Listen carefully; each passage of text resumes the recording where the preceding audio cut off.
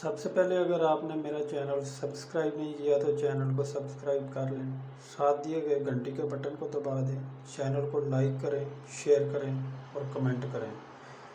तो चलिए दोस्तों, चलते हैं वीडियो की तरफ। इस वक्त दुआ ज़हरा और ज़हीर के पीछे यूट्यूबर कोई इसे अच्छा दिखाने की कोशिश कर रहा है और कोई बुरा। सब रेटिंग के चक्कर में सब कुछ कर रहे हैं, लेकिन मैं आपको एक मखसूस तबके के बारे में बताने जा रहा हूँ जिसके पेट में बहुत मरोड़ उठ रहे हैं। अक्सर यूट्यूबर का ताल्लुक भी इसी मखसूस तबके से है। आप अगर वीडियो को आखिर तक देखोगे तो आपको इस मखसूस तबके की समझ आ जाएगी। वो कौन लोग हैं, उनका मकसद क्या है, वो क्यों इतनी ज़्यादा उछल कूद कर रहे हैं, उन्हें इस मसले से तकलीफ़ क्या है। जो उनकी तकलीफ़ है वो भी समझदार लोग समझ सकते हैं। 3 दिन पहले इन मखसूस लोगों ने एक प्रेस कॉन्फ्रेंस भी की थी, ज़रा उसे मुलाहिज़ा फरमा लें, उसके बाद मज़ीद बात करते हैं। मालूमात हमारे पास हैं।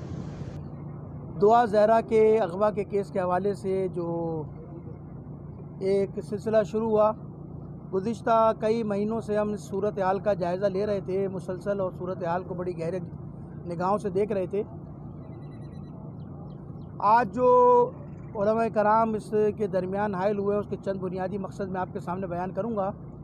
इस वक्त हमारे दरमियान उलमाए कराम भी मौजूद हैं, खुतबा भी मौजूद हैं, हमारे कौमी इदारे के हजरात भी मौजूद हैं, हमारे साथ काजी नूरानी साहब भी मौजूद हैं। एक दो सुन्नी उलमाए कराम और भी रास्ते में आ रहे हैं। ताख़ीर हो गई क्योंकि मुझे भी अभी सिलसिले में इस्लामाबाद जाना है, यहीं से डायरेक्ट, तो इसलिए ताख़ीर की ज़्यादा कर नहीं सकते, आगे मुझे भी सफ़र है।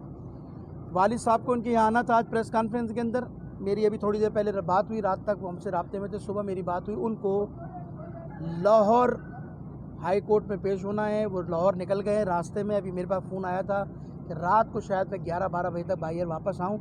मुझे कुछ डॉक्यूमेंट्स वहाँ सबमिट करने थे, कुछ चीज़ें थी जिसके प्रोसेस के लिए मुझे जाना पड़ गया, वरना वो भी हमारे वालिद साहब भी दरमियान होते।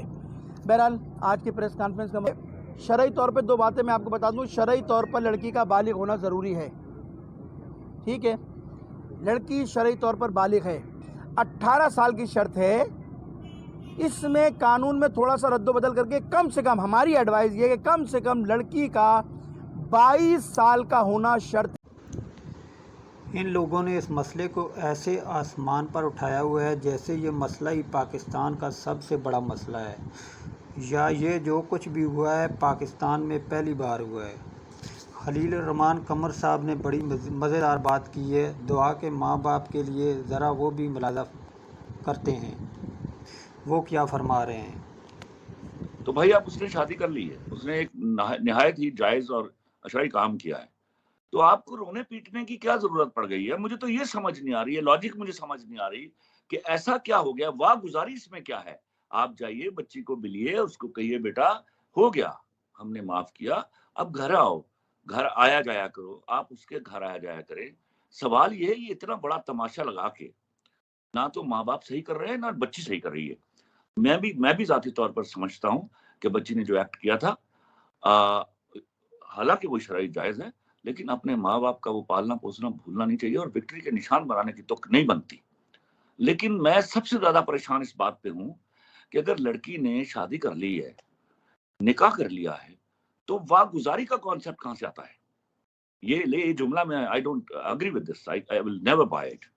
तो ये जो रोना-पीटना है, मुझे समझ उसकी लॉजिक नहीं समझ आ रही कि you are going all out कि बच्ची जो है किसी तरह ज़बरदस्ती आपके कब्ज़े में दे दी जाए। पर लड़की की बलूगत हो चुकी है। When she is able to take a decision of marriage, और वो हमें सबको पता है कि वो क्या होता है। मैं I can not talk this time about that. बलूगत हो चुकी है और मेरे ख्याल में शायद पंजाब की कोर्ट ने इसका डिसीजन भी दे दिया। मैं कहता हूँ भले डिसीजन ना दिया हो, आपको शरई इंजंक्शंस को फॉलो करना है। बच्ची ने अपना फैसला किया और बच्ची ने निकाह किया है, जो सबसे इंपॉर्टेंट चीज है। She is not making marry with that guy. That's very important to understand. We should value this marriage. मैं तो इस बात पे हैरान हूं कि इतना रोना पीटना किस बात पर है। जो किया जा सकता था वो हो चुका है। आप मेरी बात समझ रहे हैं? एक बच्ची के घर जाने के बाद जो कुछ हो सकता था वो हो चुका है। अब आप उसको वाह गुजार करके क्या करना चाहते हो? उस कज़न के साथ उसकी शादी करना चाहते हो whom she doesn't like at all? No, not at all. That should not be allowed. मुझे उनका रोना पीटना नहीं समझ आ रहा लिटरली। अच्छा चलें, ये तो आपकी बात में मैं बेटियों का बाप हूँ, मैं बेटियों का बाप हूँ जमील फारूकी। मैं आपको बताऊं, मैं ईमान के साथ बोलता हूं, जिस बाप ने अपनी बेटी की मर्जी के खिलाफ शादी की, उसकी गर्दन में फंदा होगा क़यामत के दिन। Very right, I second you on this, very right. अच्छा, आपने कहा कि उस बच्ची की विल को वैल्यू करनी चाहिए था पेरेंट्स को, तो ये नौबत ना आती। उसने नेक काम किया। देखिए, अगर वो किसी के साथ भाग गई होती और किसी लिविंग रिलेशनशिप में रह रही होती तो आपका रोना पीटना जायज था, मेरे लिए जायज, मेरे सामने जायज है, एब्सोल्युटली जायज है।